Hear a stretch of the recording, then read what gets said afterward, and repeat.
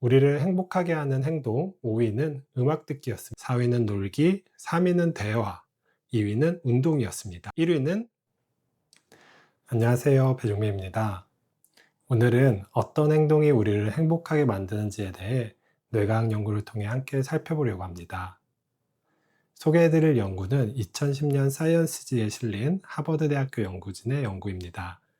이 연구를 처음 봤을 때 연구 방법이 굉장히 기발하다는 생각이 들었고, 연구 결과가 참으로 흥미로웠습니다. 그래서 제가 여러 강연이나 방송에서 언급을 하기도 했었는데요. 오늘은 이 연구를 중심으로 사람은 어떤 행동을 할 때 행복하고 불행한지를 이야기해 보려고 합니다. 이 연구에서는 약 5천 명의 연구 참여자들에게 스마트폰 어플리케이션을 설치하게 했습니다. 그리고 하루 중 무작위로 알림이 울리면 그 순간 세 가지 질문에 답하도록 했습니다. 첫 번째, 당신은 지금 기분이 어떤가요? 좋다, 나쁘다를 기준으로 0에서 100점의 점수를 매기도록 했습니다. 두 번째는 지금 어떤 행동을 하는지를 물었습니다.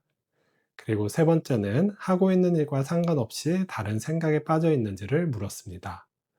이렇게 모인 방대한 데이터를 분석해서 연구진은 총 26가지의 행동의 순위를 매겼습니다.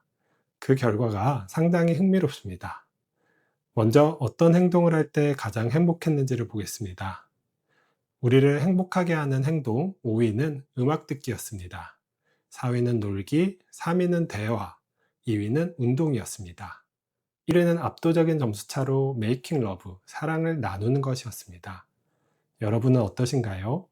저 역시 이 결과를 보면서 상당 부분 공감이 되었습니다. 그렇다면 반대로 우리를 가장 불행하게 만드는 것은 무엇이었을까요? 많은 분들이 일하는 것 아닐까 생각을 하실 것 같은데요. 연구 결과에 따르면 가장 불행한 상태는 특정한 행동을 하고 있을 때가 아니라 부정적인 생각을 반복하고 있을 때였습니다. 아무것도 하지 않으면서 과거에 대한 후회, 미래에 대한 걱정, 자기 자신에 대한 부정적인 생각에 빠져 있을 때 사람들이 가장 불행하다고 느꼈습니다.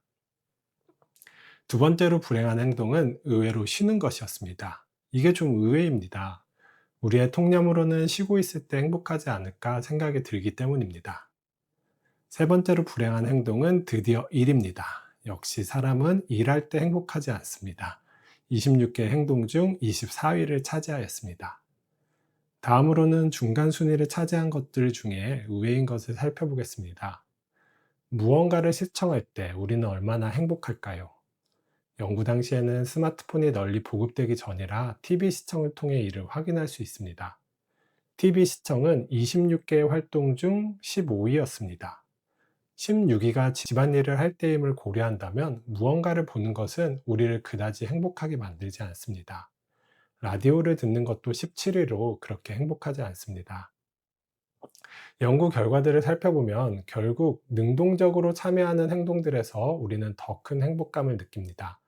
몸을 움직이거나 누군가와 상호작용을 하거나 감정과 주의를 현재의 경험에 직접적으로 쓰는 행동들이 그렇습니다.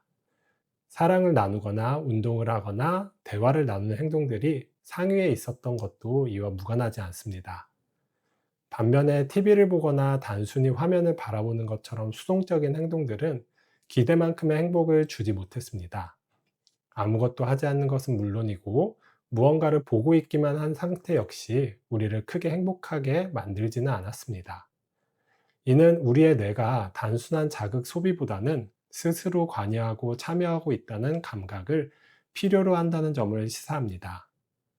그리고 이 연구에서 가장 인상적인 결과는 특정한 수동적 행동보다 더 우리를 불행하게 만드는 것이 따로 있었다는 점입니다. 바로 아무 행동도 하지 않은 채 생각 속에만 머무는 상태였습니다. 특히 부정적인 생각을 반복하고 있을 때 사람들은 가장 낮은 행복 수준을 보고했습니다. 결국 행복은 쉬고 가만히 있는 상태에서 저절로 찾아오기보다는 작게라도 무언가를 하고 있을 때, 그리고 현재의 행동이 마음에 함께 머물러 있을 때 더 잘 만들어진다고 볼 수 있습니다. 그래서 기분이 가라앉아 있을수록, 에너지가 없어 보일수록 생각을 더 붙잡고 있기보다는 아주 작은 행동이라도 시작해 보는 것이 도움이 될 수 있습니다. 생각을 바꾸기보다 행동을 먼저 바꾸는 것이 오히려 감정과 마음 상태를 바꾸는 더 현실적인 출발점이 될 수 있습니다. 그러나 이 연구 결과를 해석할 때는 어떤 행동이 나를 행복하게 만드는지는 사람마다 다를 수 있다는 점을 반드시 기억해야 합니다. 어떤 사람은 노는 시간이 가장 행복할 수도 있고, 어떤 사람은 집안일을 하면서 오히려 마음이 편해질 수도 있습니다. 저 같은 경우에는 책을 읽을 때 비교적 큰 행복감을 느끼는 편입니다. 그래서 이 연구의 핵심은 모두에게 동일하게 적용되는 정답 행동을 찾는 데 있지 않습니다. 오히려 나에게 맞는 행복의 패턴을 스스로 알아가는데 그 의미가 있다고 생각합니다. 내가 어떤 행동을 할 때 기분이 올라가는지, 에너지가 회복되는지, 마음이 덜 무거워지는지를 알아두는 것이 중요합니다. 이렇게 자신만의 데이터를 쌓아두면 기분이 가라앉을 때 선택할 수 있는 여지가 생깁니다. 시간이 남았을 때 무작정 흘려보내기보다는 나를 조금이라도 더 나은 상태로 이끌어주는 행동을 의도적으로 선택할 수 있게 됩니다. 그 선택이 아주 크지 않아도 괜찮습니다. 결국 행복은 특별한 순간에만 찾아오는 감정이 아니라 일상 속에서 반복되는 작은 행동들의 누적에 가깝습니다. 나에게 맞는 행동을 알고 그 행동을 조금 더 자주 선택하는 것. 그것이 이 연구가 우리에게 주는 가장 현실적인 메시지라고 생각합니다.